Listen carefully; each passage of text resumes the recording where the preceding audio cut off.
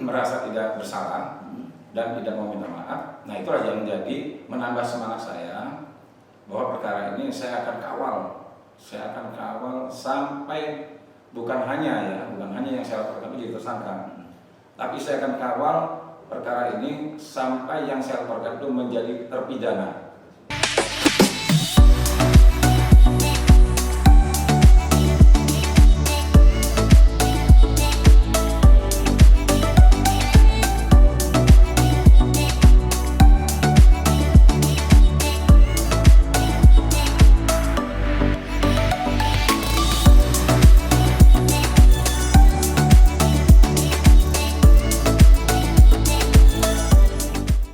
Oke, pemirsa, berjumpa lagi di program Suara SOI bersama saya Andi Arif, bukan politikus.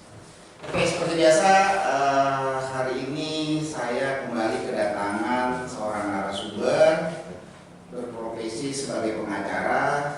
Sampai sejauh mana pengacara ini menurut kalian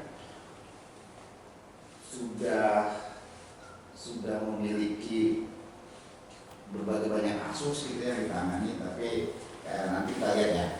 Untuk sementara kita seperti biasa, saya mau cek dulu sampai sejauh mana nama pengacara ini kalau kita cari di mesin pencarian dunia maya. Saya coba cek dulu ya.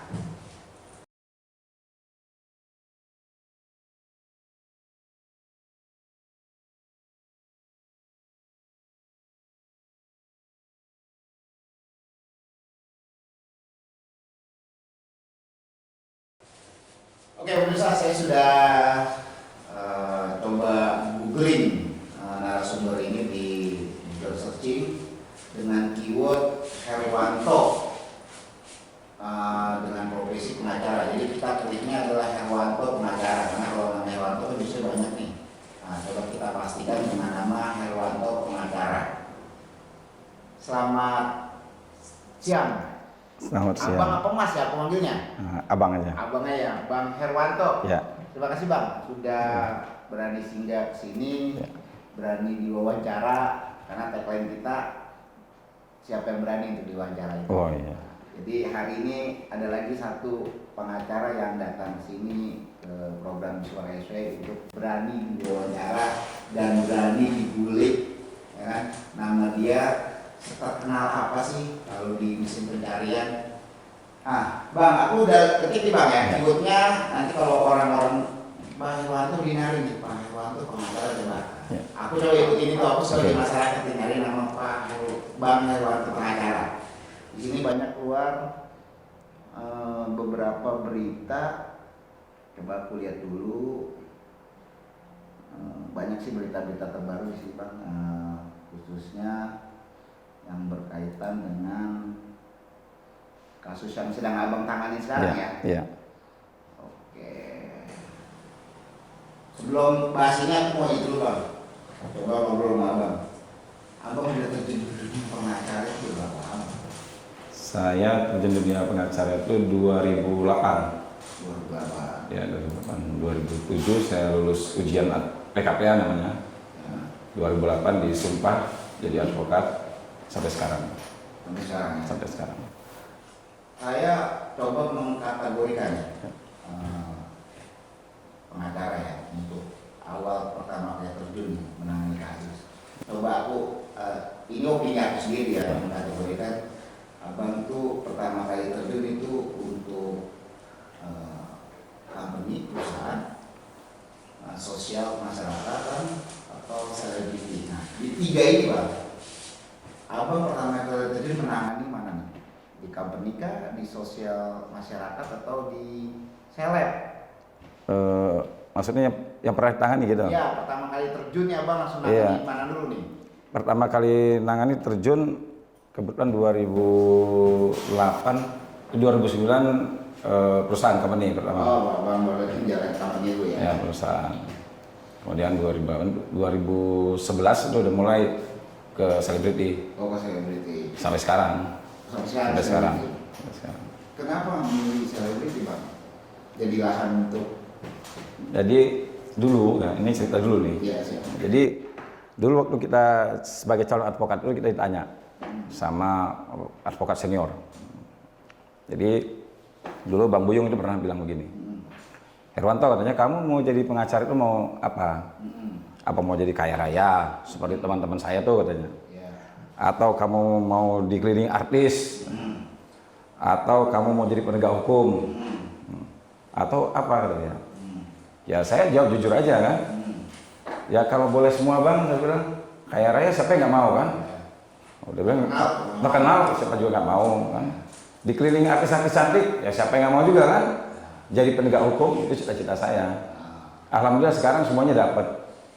Artinya ya doa kan, doa itu yang baik-baik aja. Akhirnya sekarang kan jadi pengacara artis sudah ya terkenal nggak banget ya tapi cukup dikenal lah. Nah, dikelilingi artis sekarang ya kita berada di tengah-tengah artis juga. Jadi penegak hukum sudah juga. Alhamdulillah. Ya. Tapi kan kalau orang bilang menangani kasus-kasus selebriti kan enggak semuanya ada materi di sana. Ya. Kan? Lebih banyak malah pengacara berkorban.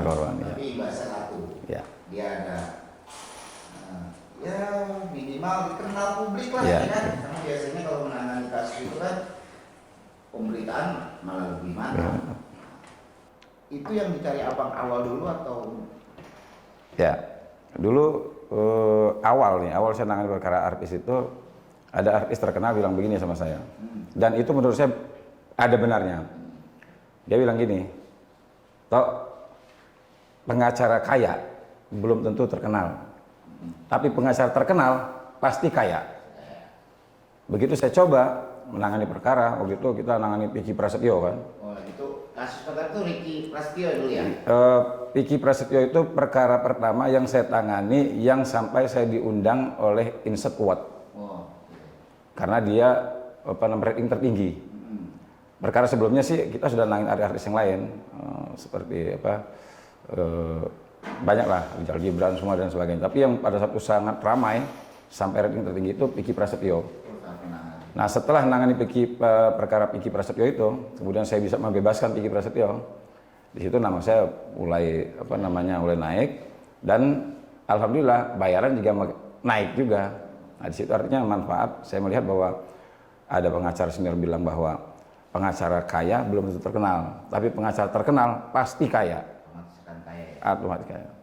Saya kepo sedikit, lagi tangani kasus itu yang kasus yang penipuan gitu ya? Iya.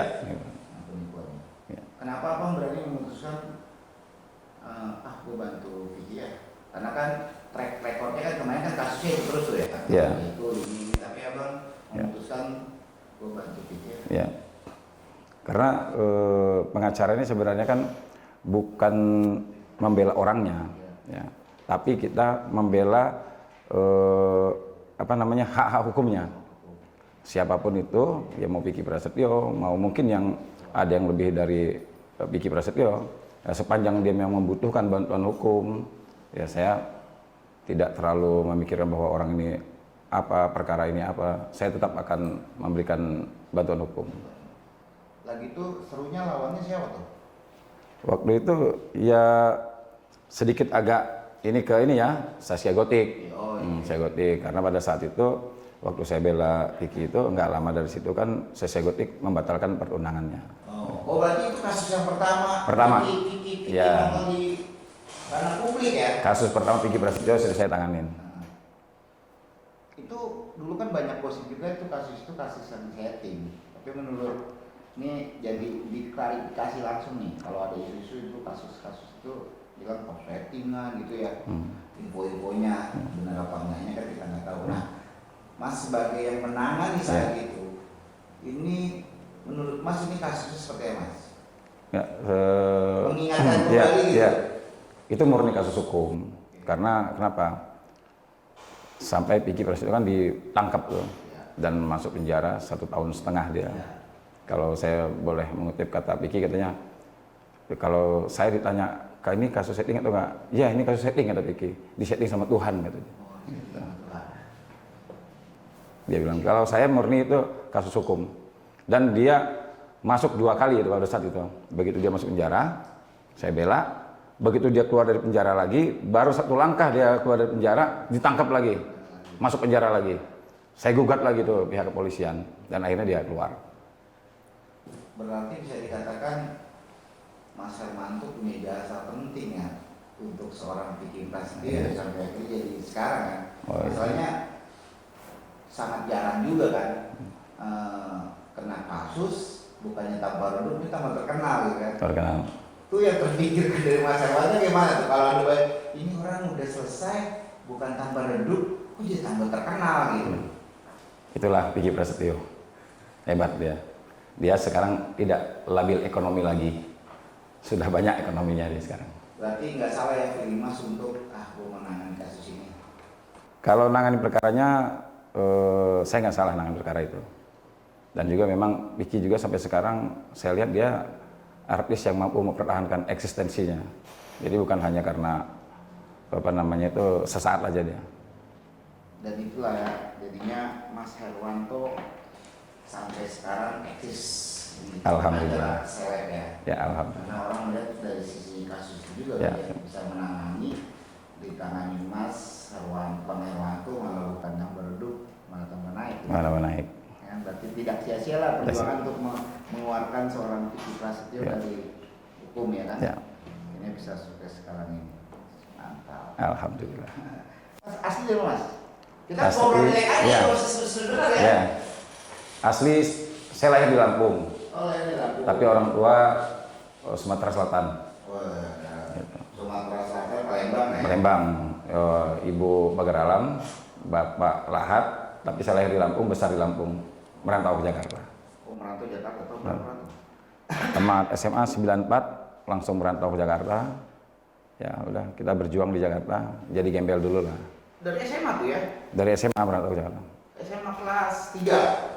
Tamat SMA, Oh tamat pesantren. pas tamat SMA tahun 94, langsung merantau ke Jakarta. Ya udah, berjuang gitu. Baru meneruskan Kuliah kuliah di hukum ya. di hukum ya, Di mana masuk? Universitas Bung Karno. Oh Universitas Bung Karno. Oke. Setelah itu terjun. Kenapa? Apa karena darah orang sana ya? Profesinya kebanyakan kan itu tuh pengacara. Pengacara ya. Nah, ini profesi ini memang sudah mendarah daging, udah aku profesi itu juga ngambil pengacara sampai datang ke Jakarta itu langsung ke ngambil pengacara. Enggak, sebenarnya sih dulu pengennya sih jadi polisi, pengen jadi penegak hukum lah, jadi penegak hukum. Cuma ya karena mungkin Tuhan sudah gariskan jadi pengacara, akhirnya saat itu Universitas Bung Karno, begitu Pak Harto jatuh, Ibu Rahmawati membangun Universitas Bung Karno. Saat itu Universitas Bung Karno menjadi universitas paling murah di dunia. Paling murah di dunia. Nah, pada saat itu, akhirnya saya masuklah ke universitas itu. Kalau nggak murah ya saya nggak bisa kuliah aja deh. Berarti itu nggak bohong-bohongan ya kalau saat itu memang murah ya kan? Ya, karena saat murah. Seorang Bang Herwanto itu merasakan gitu kan? Ya, dari karena situ bisa lanjutkan kuliah ya? ya karena dia mau mencetak Soekarno muda katanya. Itu misinya dulu ya? Misinya gitu. Kuliah tapi sambil kerja juga? Sambil kerja, sambil ngojek. Oh sambil ngojek? Oh, ngojek malam dulu. Jadi siang dagang, sore kuliah, malam kita ngojek. Oke pemirsa, ini satu lagi gitu kan. Maksudnya sukses itu nggak langsung memberikan lapangan ya. Ini ada lagi satu pengacara perjuangannya ternyata biasanya kan saya pikir nih kalau pengacara ya lahir dari keluarga-keluarga yang luar biasa gitu kan, karena langsung kuliah hukum kan mahal gitu kan. Ya. Tapi ini seorang Mas Herwanto malah berjuangnya dari bawah. Kalau sampai akhirnya Bang Herwanto ini bisa sekarang ini ya itu lahir dari perjuangan juga ya. Ya. Saya di Jakarta ini dagang aqua, naik turun bis sudah pernah, dagang koran sudah pernah, jadi pengamen sudah pernah, jadi ngojek itu sampai tamat kuliah, berhenti ngojek itu begitu jadi pengacara, berhenti baru ngojek. Apa sih Mas yang meyakinkan seorang Bang Herwanto akan sukses nih? Karena saya begini, saya dari dulu itu selalu punya niat, apa yang saya cita-citakan, apa yang saya impikan itu, saya ingin bermanfaat untuk orang banyak. Saya yakin Tuhan pasti mendengarlah doa saya. Bener sih sebenarnya. Yang penting niatnya memang kalau mau sukses ya Bang. Ya. Niatnya kemana dulu nih? Ya. Kalau langsung niat gue mau kaya, gue mau gini-gini biasanya nggak kaya sukses. Tapi kalau udah niatnya udah bagus, jalan ada aja. Ya. Oke Bang, sekarang persaingan pengacara banyak nih saya lihat kan. Oh lahir Ya. ada kasus sudah ada, atau ada lahir. Ada ini memang rata-rata datangnya dari dunia hiburan ya. Ada pengacara baru, ini tahu ya, yang todokan, tulisan, ya terkena. Nah, persaingan pengacara seperti ini gimana Mas? Ya memang ribuan ya pengacaranya. Sekarang apalagi sekarang ini ibaratnya itu kalau kita bisa bilang pabrik advokat ini cetak advokat terus. Tetapi kita percaya saja bahwa artinya memang dulu profesi advokat itu memang harus selektif. Kenapa? Karena advokat itu adalah orang ya yang diharapkan para pencari keadilan dia mendapatkan keadilan. Walaupun sekarang banyak advokat ya yang menurut kita ya apa namanya bermasalah ya. Tapi persaingan begitu ketat, kita yakin aja tidak ada satu makhluk di muka bumi ini yang tidak dijamin rezekinya oleh Allah kita aja. Yakin. Jadi yakin aja. Yakin aja. Pasti masing-masing ada rezekinya. Ya. Sekarang kan kita juga bukan pengacara aja, Bang. Jadi 5P sekarang. Apa itu? Pengacara, pengusaha, Pengusaha juga. penyanyi, Oh nyanyi juga. pemain sinetron, Pengusaha juga. sekarang politisi. Oh, Nah, jadi 5P. Oh jadi itu 5 itu yang di jalan Digeluti sekarang. seorang Bang Herwanto Ya. ya? 5 itu ya? 5 itu. 4 memang dunianya pas banget ya kan? Ini di dunia hiburan, artis-artis terjunnya tuh di dunia hiburan juga. Dunia hiburan juga. Main film, Ya. nyanyi. Gitu. Nyanyi, ya. Jadi ke bawah gitu kan? Wah. Karena banyak menangani dunia terjun di dunia itu jiwa Seninya, muncul. juga Bawah juga. tidak muncul ya. Nyanyi mas jadi penyanyi. Ya. Bang Herwanto tuh saya penyanyi. Itu melihat meyakinkan saya penyanyi sudah mengeluarkan sebuah Sudah ada 3 Oh, 3. single.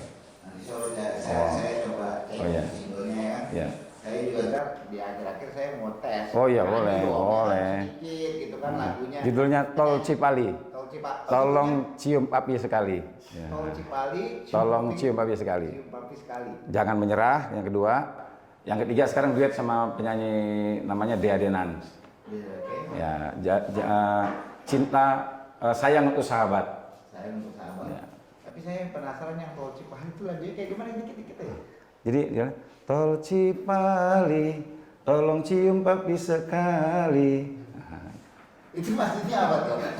Tol Jadi Cipali, itu, gimana jadi Tol Cipali jadi itu gini. Jadi kalau saya mau bekerja, itu kalimat-kalimatnya untuk bekerja aja. Jadi bangun pagi aku langsung pergi, tidak lupa minum kopi, habis itu minta restu istri kan. Harusnya minta restu istri-istri. Iya, istri Iya. mana aja tuh ya. Iya, dan mau nambah tadi. Tapi istri aja satu. Jadi biar berangkat itu dapat rezeki. Jadi cium papi sekali lah gitu. Oh, kisahnya tentang Kisahnya itu. Ya. itu diambil dari kisah sendiri atau Kisah sendiri. Oh, kisah sendiri. Kisah sendiri. Terus dituangkan ke Dari penulis. penulis ya.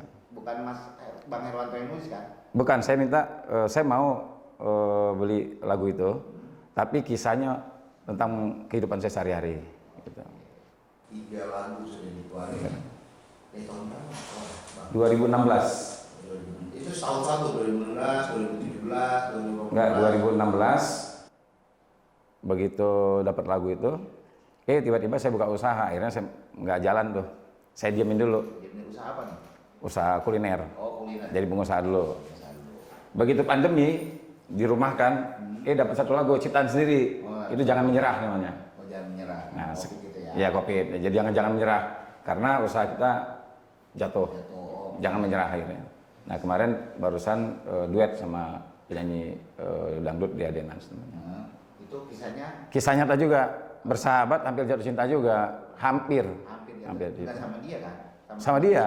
Oh, Sama dia, sama dia. Jadi hampir jatuh cinta Ya, sama teman dua. jadi sayang untuk sahabat aja. Oh, saya untuk sahabat. Jadi sahabat aja. Sahabat aja. terus diajak anak Duet. yang Ah, duetin. udah, kita duet aja deh. Duet aja deh, kita biar jadi sahabat. Jadi sahabat. Ditolak atau apa? Enggak. Karena jadi masing-masing sudah ada yang menikah. Saya sudah punya keluarga, dia juga sudah punya keluarga. Oh, cinta terlarang. Cinta terlarang. Kalau dilanjutkan. Kita lanjutkan. Kalau bersahabat ya menyakitkan. Enggak, tidak. Kecuali nggak tahu nanti. Ya. Enggak juga ya. Nah, gua nggak mau aminin deh. Iya, bini gua nonton masalahnya.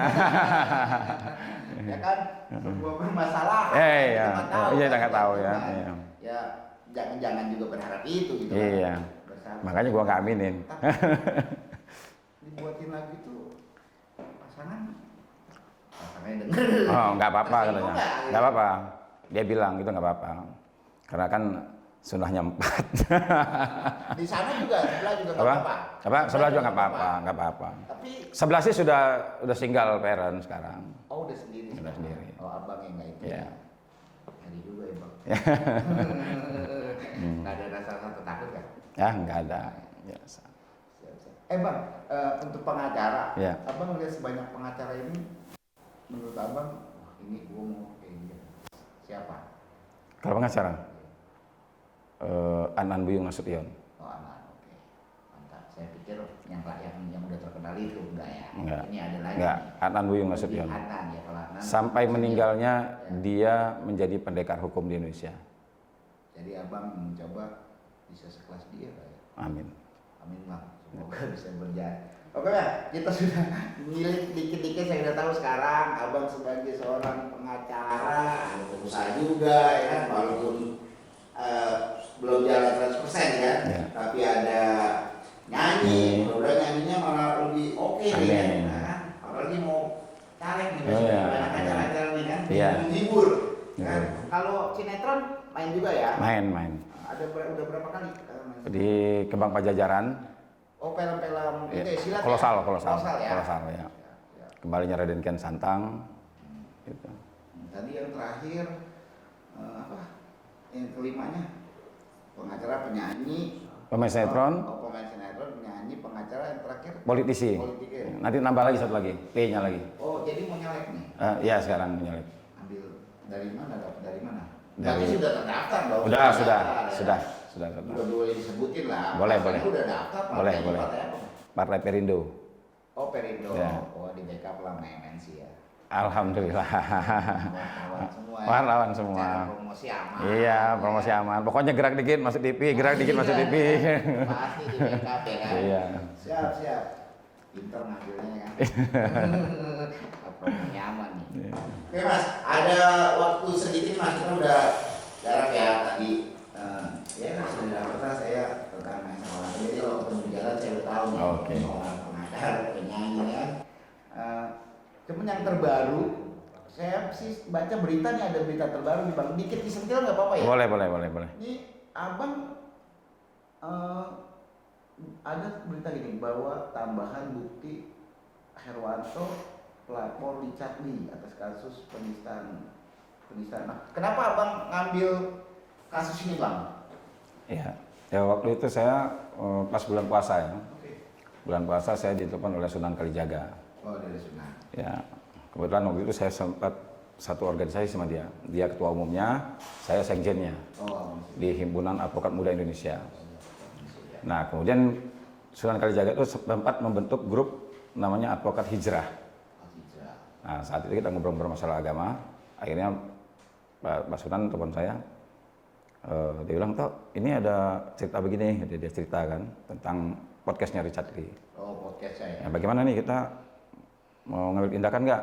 Akhirnya saat itu kita konsultasi ke PBNU. Oh ke PBNU. Kita konsultasi untuk menguatkan apakah benar kesimpulan kita ini terdapat dugaan penistaan agama. Nah, begitu kita konsultasi ke PBNU, akhirnya pengurus besar PBNU mengatakan bahwa ini sudah masuk dalam ranah penistaan agama. Akhirnya mereka merestui kita untuk membawa perkara ini ke pihak kepolisian. Nah, saat itu kita langsung ke Polda Metro, kita laporkan ke Polda Metro tentang penistaan agama. Yang ucapan itu ya? Ya, ucapan itu. Yang dia bilang di sini kan yang dilaporkan ya? Ya, simsalabim kun fayakun. Ya, bin salabin dengan Ya. yakin ya. Kun fayakun. Ini podcast ya. Ya. Nah, dari sisi agama berarti PMBNU ya? Ya. Memang mengatakan juga ada Ya. ada penistaan agama. Ada penistaan agama. Dari fakta itu makanya Bang Herwanto bersama tim Laporkan ke Polda Metro. Sudah sampai sejauh mana Mas perkembangan? Baru 2 hari yang lalu saya dipanggil pihak Polda Metro untuk memberikan keterangan terkait dengan laporan, dan juga saya memberikan bukti-bukti tambahan tentang terkait dengan laporan polisi tersebut. Targetnya apa Mas? Ya, targetnya harus saya berharap bahwa perkara ini sampai ke pengadilan. Sampai pengadilan. Karena saya juga melihat Richard Lee juga ya dia merasa bahwa dia tidak bersalah. Malah menurut saya dia kelihatannya sekarang petantang penteng gitu. Ya kita lihat aja nanti. Dia merasa kalau Bang Hermanto, opini Bang Hermanto nih, dia menganggap tidak bersalah dengan kata-kata itu diprotes apa karena dia bercanda atau gimana? Sebenarnya begini, kalau ibaratnya dia merasa bahwa tidak bersalah, dia harusnya tanya dulu sama minimal teman-teman dia, katanya kan banyak juga ustadz, banyak juga yang lain-lainnya lah. Nah, tetapi begitu perkara ini sudah dilaporkan, ternyata dia merasa bahwa saya tidak bersalah. Bahkan ada di situ pengacara juga yang saya laporkan juga merasa bahwa katanya itu kan hanya bahasa Arab. Bahasa Arab itu kan bebas digunakan siapa saja. Nah, menurut saya sebagai seorang Muslim, saya mengatakan bahwa kun fayakun itu bukan hanya bahasa Arab, tapi itu adalah kalam ilahi. Karena bahasa Arab yang sudah menjadi yang ada di dalam Al-Quran, dan Al-Quran itu adalah kitab suci. Jadi tidak boleh sembarangan. Ya, seperti kemarin lah contohnya ada selegram kan yang jadi tersangka makan daging babi, mengucap bismillah. Ya, artinya walaupun di KUHP itu tidak ada baca yang menyatakan bahwa bahasa bismillah itu tidak dilarang, tidak, tapi di dalam agama dia tidak boleh karena itu daging babi. Jadi Mas Hermanto berpatokannya kepada agama aja ya? Agama saja. Agama, ya kan? Agama saja. Dilarang dan tidak dilarang kan ada diatur. Diatur ya. Diatur gitu. Ya. Jadi targetnya nih mempolisikan Ya. untuk menjebloskan ya? Ya. Atau gimana? Targetnya ya kalau memang laporan saya ini terbukti dan nanti sampai di persidangan, ya targetnya masuk penjara. Itu kalau kasus itu berapa lama tuh Mas kalau sampai benar-benar dia bersalah Mas? Ya kalau melihat yang sudah ada ya, perkara yang sudah ada, dulu ada Arswendo Atmawiloto, dia juga kena penistaan agama, itu 5 tahun, 5 tahun penjara. Dan itu target dari seorang Bang Herwanto. Ya, target saya dalam hal ini karena perkaranya penistaan agama, saya tidak akan berdamai dan sampai saya kawal perkara ini sampai pengadilan. Sampai pengadilan. Pihak sana siapa lawannya Mas? Ya, saya nggak tahu lawannya siapa, tapi yang jelas siapapun lawannya saya nggak gentar. Dan ya, besar ya.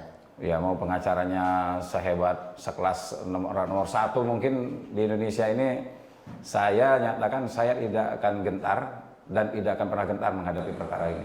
Karena selanjutnya ngapain lagi?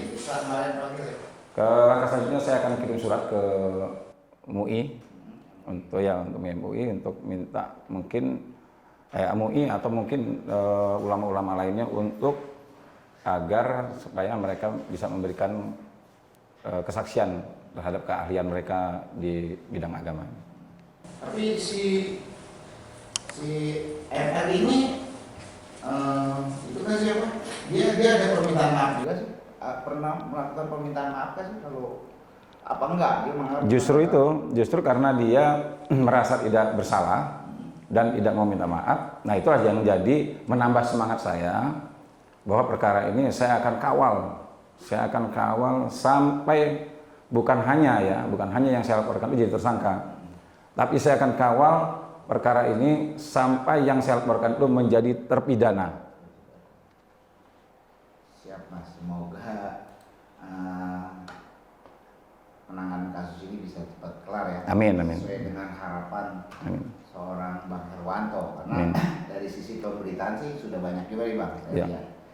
berita. Semoga juga dengan pemberitaan-pemberitaan ini jadi informasi masyarakat ya atas kasus ini ya. Tinggal nanti masyarakat yang menilai apa yang dilakukan seorang Bang Herwanto itu tepat ya kan? Atau seperti apa? Ya, saya tambahkan gini dikit.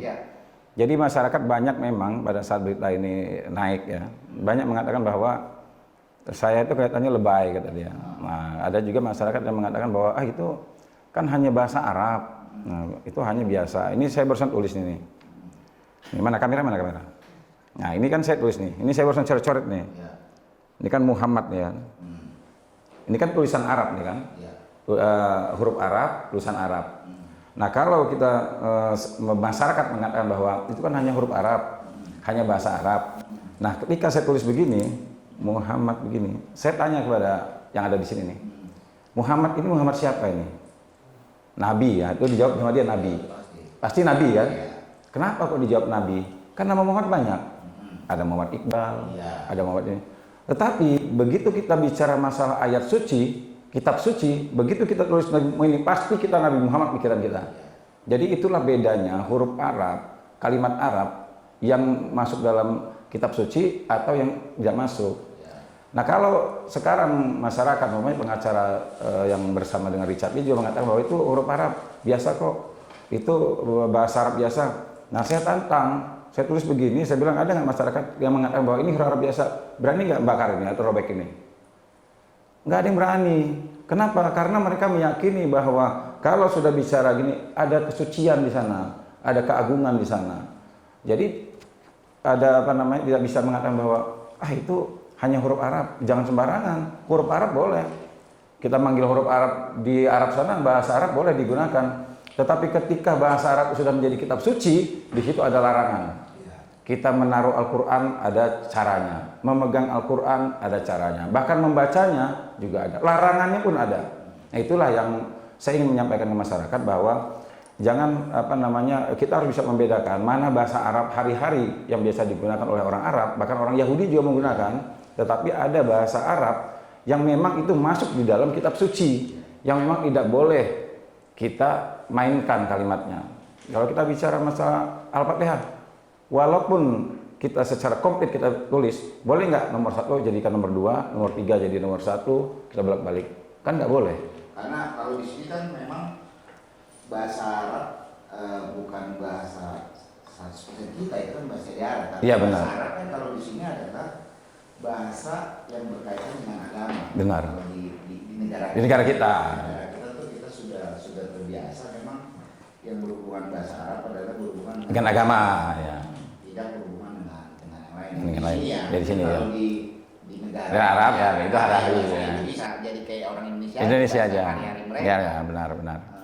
Di samping ada bahasa ayat-ayat Al-Quran. Iya, bukan. Kalau di Indonesia kan pokoknya yang berkaitan dengan itu ya. Bahasa Arab ya. Ada Ya, unsur Al-Quran ya. Al-Quran, ada unsur agama, salah satu agama di Indonesia. Iya gitu. betul. Siap.